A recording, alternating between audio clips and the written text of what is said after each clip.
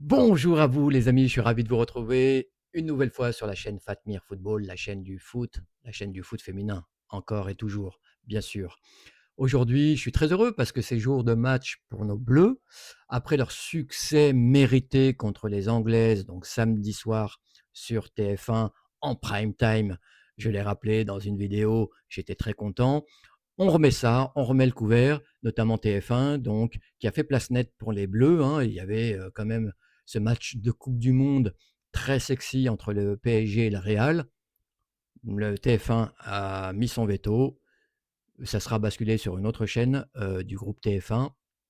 On réserve le canal principal pour les Bleus et ça, c'est très bien. Mille merci TF1.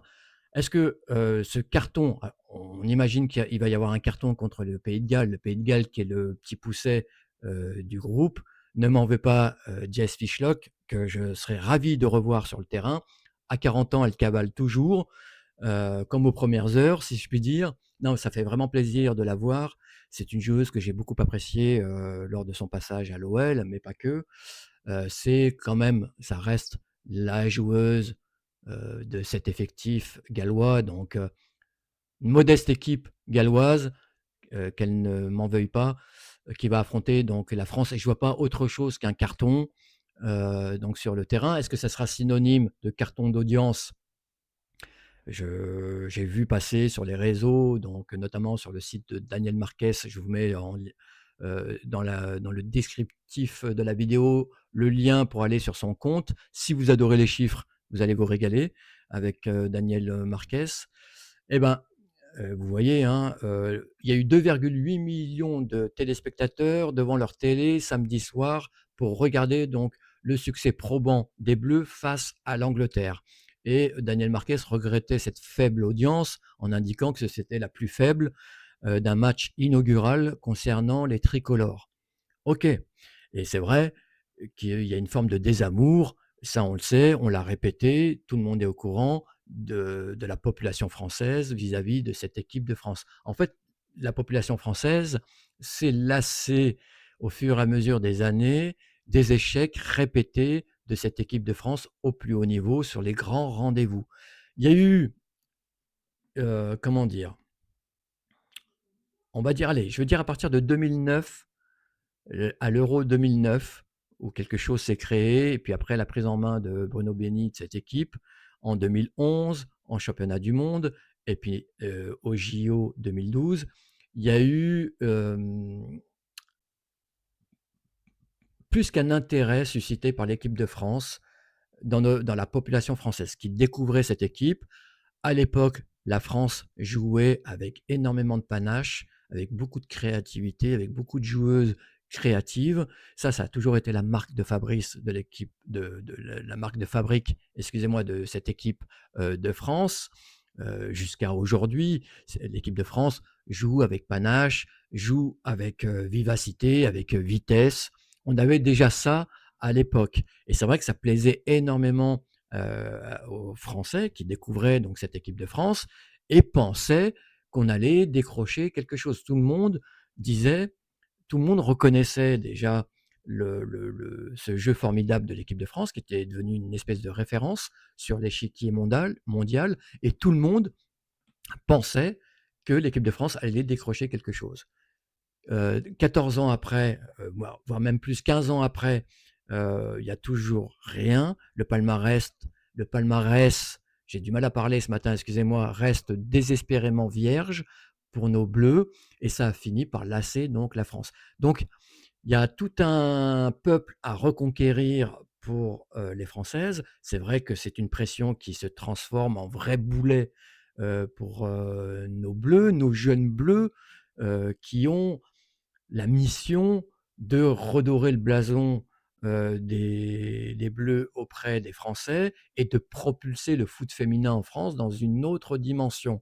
On attend tous ça. Et c'est vrai que c'est une forme de boulet qu'il va falloir dépasser, qu'il va falloir s'en débarrasser. Et il n'y a qu'une solution, c'est de faire un formidable parcours dans cet euro et pourquoi pas décrocher le Graal qui, encore une fois, permettrait vraiment de reconquérir le cœur des Français. Voilà un chantier énorme devant les Françaises.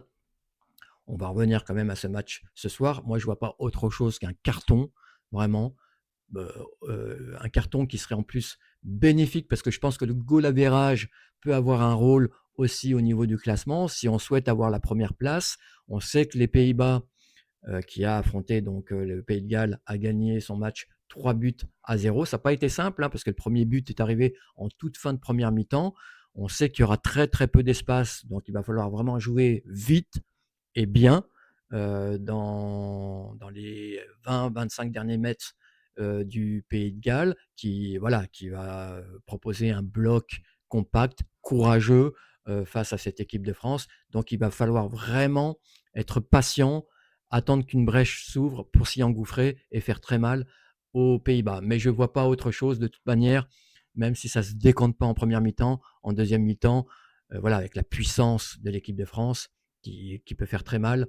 Je pense que des choses vont se décanter donc à partir, dans le pire des cas, en deuxième mi-temps. Mais la France va gagner et doit gagner par le plus large des scores. Ça, c'est super important. Une dernière chose, ça concerne l'équipe d'Angleterre qui est dans un must-win, comme disent les observateurs, les suiveurs de cette équipe, après sa défaite, euh, on va dire surprise quand même, contre les Bleus.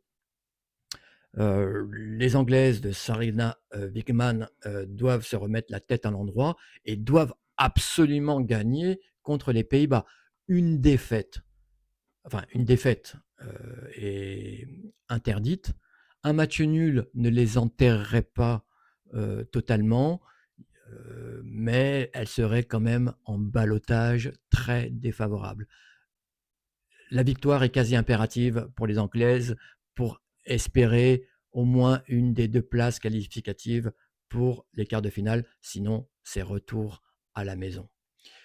Voilà ce que je pouvais dire donc sur cet avant-match concernant les deux matchs de ce soir. J'espère que vous serez devant votre écran, que vous allez regarder ce match. Ça va être un très bon match, même si c'est très déséquilibré entre la France et le Pays de Galles. Mais il faut soutenir les Françaises. Donc je parlais effectivement tout à l'heure de l'audience qui était une des plus faibles concernant l'équipe de France. Effectivement, on ne peut pas dire le contraire. Mais moi, je vois les choses de façon positive. C'est un bon point de départ, ces 2,8 millions de spectateurs, de téléspectateurs, et avec un super parcours de l'équipe de France. Alors, on ne va pas s'enflammer, mais au moins en demi-finale, finale, je pense qu'il y aura de plus en plus de monde qui vont s'agréger autour de cette équipe de France et avoir des audiences de plus en plus grosses. Alors, imaginons si on va en finale et qu'on gagne cette finale, alors là, c'est le jackpot. Et là, effectivement, mission accomplie pour les Bleus qui propulserait donc le foot féminin dans une autre dimension en France. C'est tout ce qu'on souhaite à nos Bleus. Je vous dis à très bientôt, les amis. Si vous aimez ce type de vidéo, vous savez quoi faire. Et va va voum!